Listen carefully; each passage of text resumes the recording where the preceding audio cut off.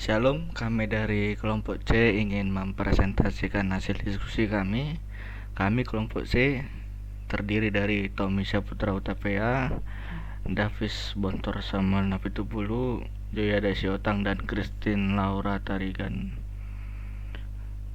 Discount rate adalah salah satu parameter ekonomi yang menyatakan laju bunga yang dialami akibat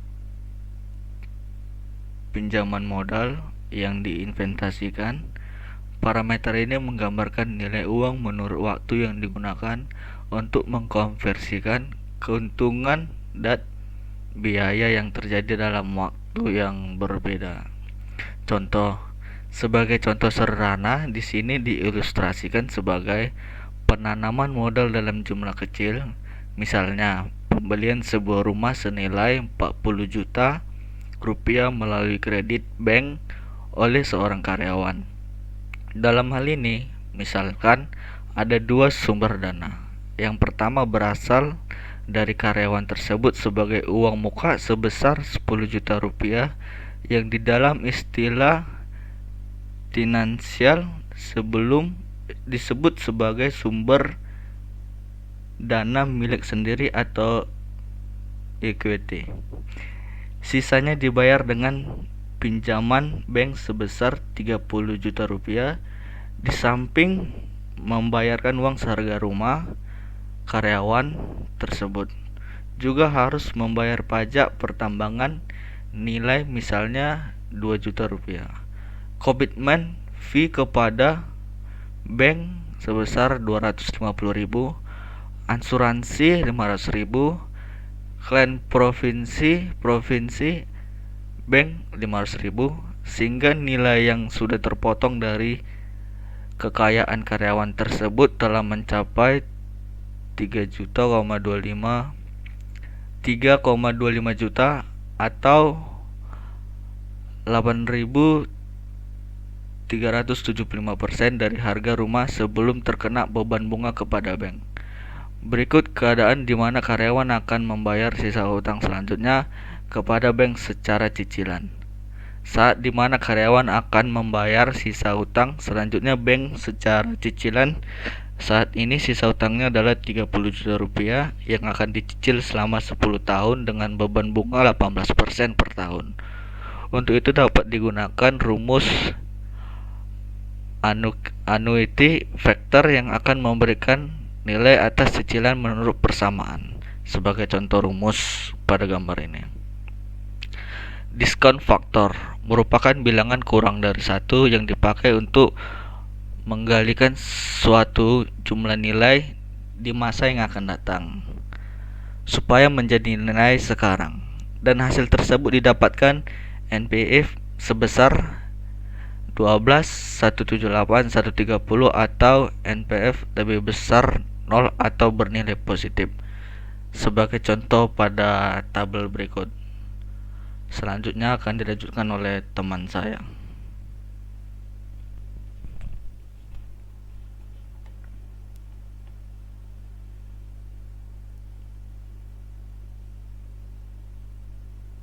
Nah, sekarang kita bisa kembali ke contoh pilihan investasi beli mobil baru atau tidak. Tapi kini kita berguna diskon faktor 13% seperti tabel di bawah ini.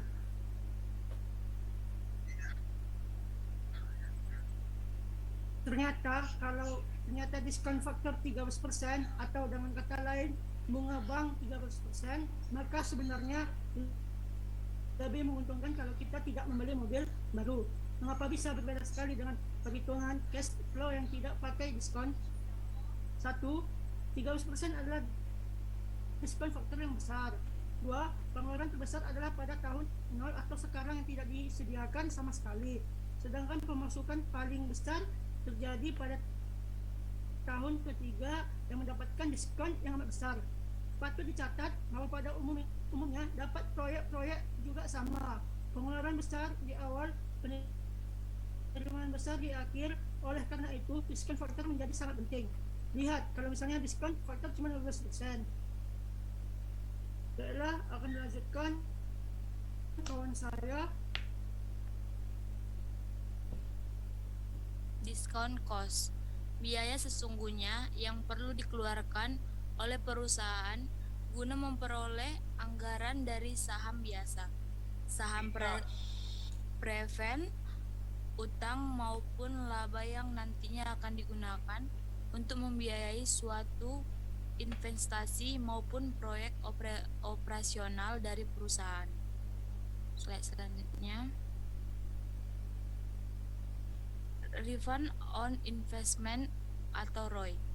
Ini adalah besar persen profit yang biasa didapat dari total jumlah aset investasi.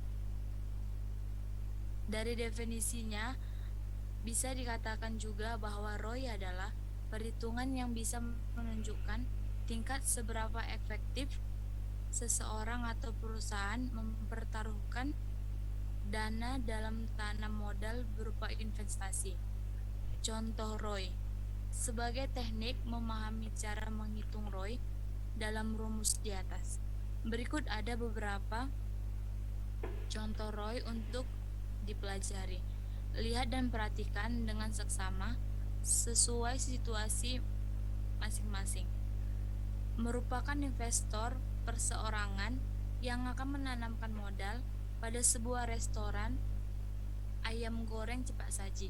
Diperkirakan keuntungan bersih yang akan didapatkan bulan November mendatang adalah sebesar 40 juta rupiah. Sementara total aset dana yang Anda berikan adalah 500 juta. Maka angka ROI yang didapat adalah, kita bisa lihat rumusnya ROI sama dengan laba bersih dibagi total aktiva dikali 100%. Dari hasil cara menghitung ROI di atas terlihat bahwa hasil presentasi mencapai angka 8%. Kita bisa lihat rumus dan kita masukkan perhitungannya. Artinya, investasi yang Anda lakukan kemungkinan besar menghasilkan profit dan menambah pendapatan sebesar 8% atau setara dengan 40 juta rupiah. Maka ada baiknya tanam modal tersebut tetap dilakukan untuk periode mendatang. Selanjutnya saya serahkan pada teman saya, Tommy.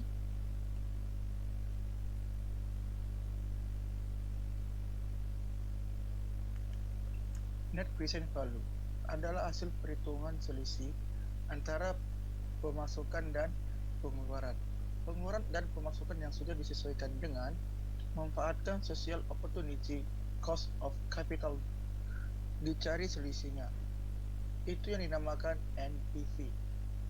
Bisa dilihat pada tabel ke bawah, yaitu net present value.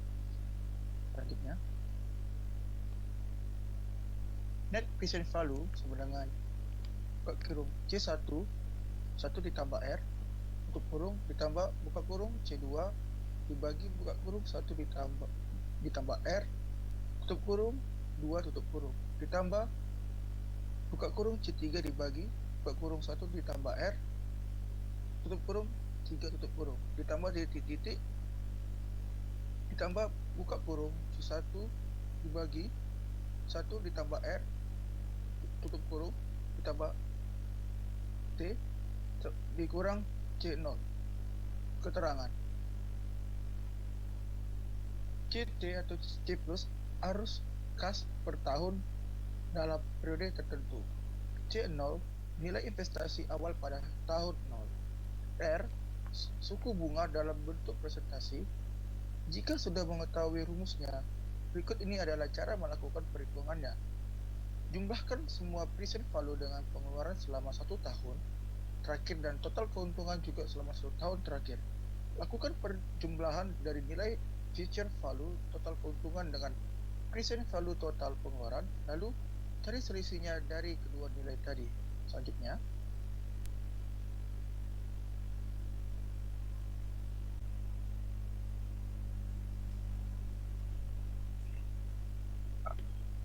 a break-even point adalah titik impas saat laba yang didapatkan mempunyai nilai setara dengan yang diperlukan dalam proses produksi. Definisi lainnya dari break-even point adalah kondisi di mana jumlah seluruh pendapatan setara dengan jumlah seluruh pengeluaran di setiap produksi jasa atau barang. Di dalam posisi tersebut, laba bernilai non mutlak, yang bagi orang awam banyak dikenal dengan sebutan balik modal. Contoh break-even point. Perusahaan A bergerak dalam bisnis penjualan botol air. Dalam bisnis tersebut, perusahaan A mempunyai biaya tetap berupa pajak properti, biaya sewa serta gaji eksekutif sejumlah 100 juta. Sedangkan biaya variabel perusahaan tersebut untuk memproduksi botol air adalah 2.000 per unit dengan harga jual 12.000. Agar bisa mengetahui break even point, kamu bisa menghitungnya menggunakan rumus P. 100 juta dibagi 12.000 dikurang 2.000 sama dengan 10.000. Berdasarkan perhitungan tersebut, perusahaan A harus menjual sebanyak 10.000 unit agar bisa mencapai break even point atau titik impos bisnisnya.